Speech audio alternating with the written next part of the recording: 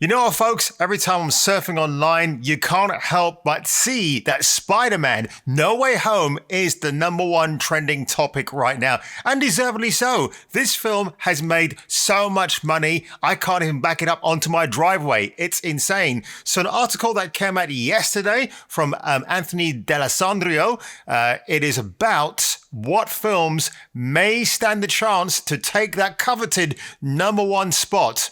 But can they? Stick around. Yes, hallelujah, it's the video show. And now, the man the BBC calls Jason King on Kung Fu Hot Dog.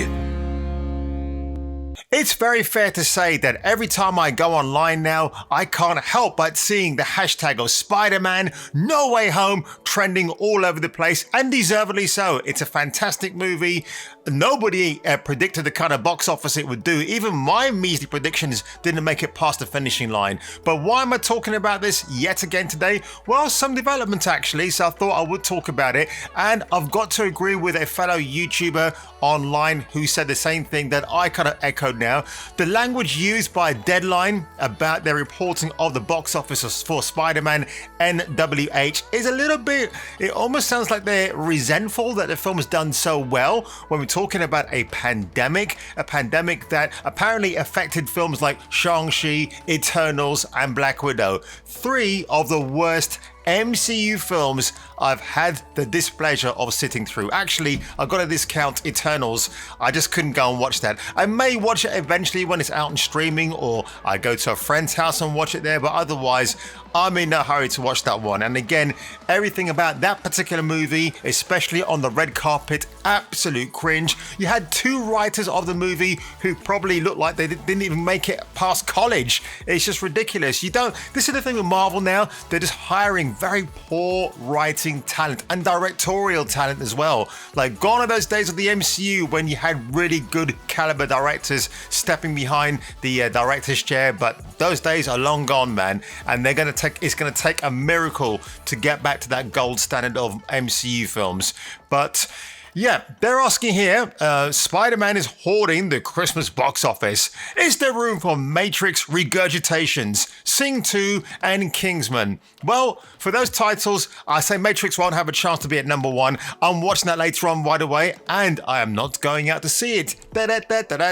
Sing 2, not my kind of thing. Kingsman, the thing with Kingsman, okay, I've got an article to follow up with that one, but Kingsman, Matthew Vaughn, I used to really like this guy. He was really great from Layer Cake, and then obviously Kick-Ass. But, considering this is an origin story now, I think he's dialing down the infantile humor slightly to make it a bit more serious. One thing I liked about the first Kingsman movie was that it was juvenile in places where it needed to be, and it was a ton of fun. It was unapologetic in its tone, and I think they might be going the safe route where the Kingsman origin film is concerned. So, if we take a look at what it's done so far, Spider-Man No Way Home, at the moment it has done 297 million domestically. That's absolutely insane. And you know what? You've got to give it a big round of applause, man, because it completely deserves it. But in a recent Deadline article, okay, I hate how these stupid things pop up all over the place now.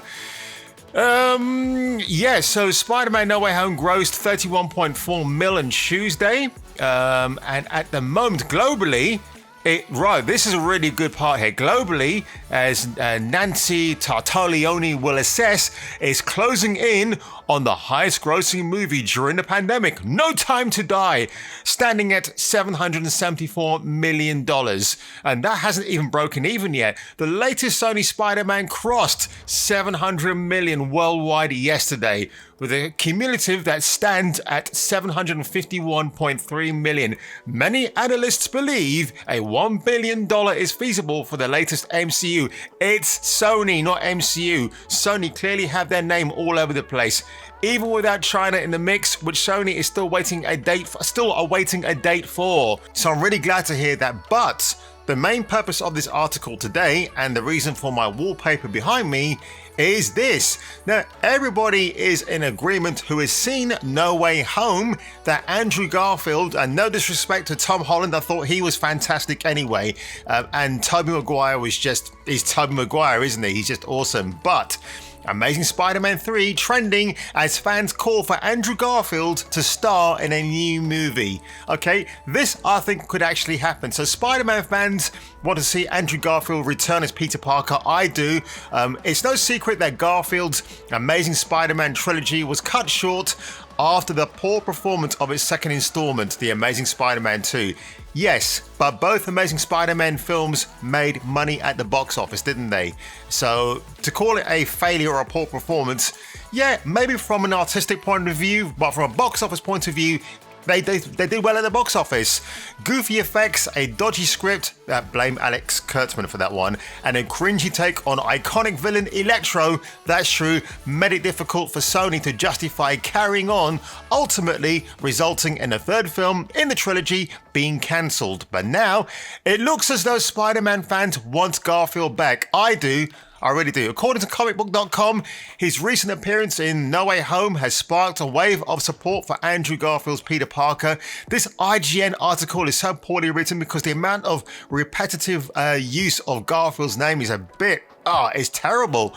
He stole many scenes, that's very true, and his tragicomic meta performance as Peter 3 was, yeah, that's great. There's a scene in it where Garfield's Spider-Man saying, "Oh, I'm lame," and Tobey Maguire looks at him and goes, "No, you're amazing." It's obviously a pun in a pun within a pun, but I liked what they meant by that. It's almost like Tobey Maguire was actually saying to Andrew Garfield as the actors, "No, dude, you are really cool." So I like that.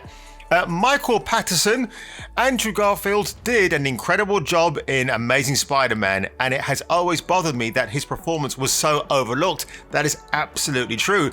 He deserved a chance to end his Spidey story in The Amazing Spider-Man 3 and make that happen with the hashtag Sentinel. Now I'm seeing a lot of TASM 3 tweets, and even though TASM 2 wasn't all that amazing, I still want Andrew to receive a closure for his films because he absolutely effing deserves it. Make it happen, Sony and Marvel. Make TASM 3.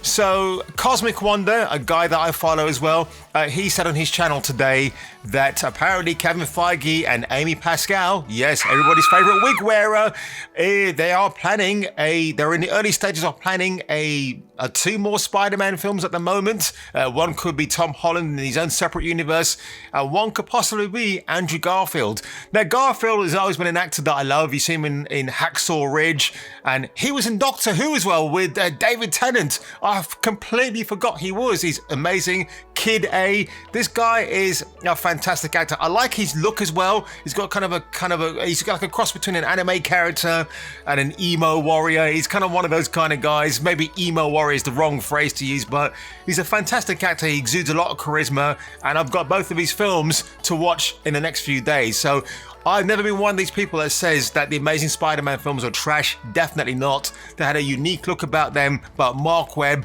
kind of like, why did they choose Mark Webb to direct Spider-Man? You know, it's a bit of a weird choice because it's just a bit too close to the bone where the names are concerned, but I really hope that Garfield gets his day because he did not phone in his performance in No Way Home. I thought he was really fantastic. The Steen Sealer where the protagonists were concerned for me. I mean, who would have guessed, right? You get the three best Spider-Man back together again, and one of them might be getting like more than just a redemption arc. So my only concern is it won't be John Watts. He's concentrating on the Fantastic Four at the moment.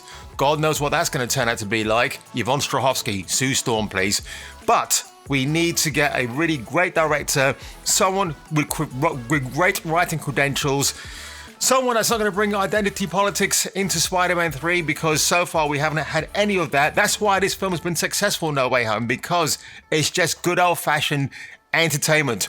What we used to have about 10 years ago, folks. So if you enjoyed my quick video today, please leave a like below, web that subscribe button, and I will see you on my next video.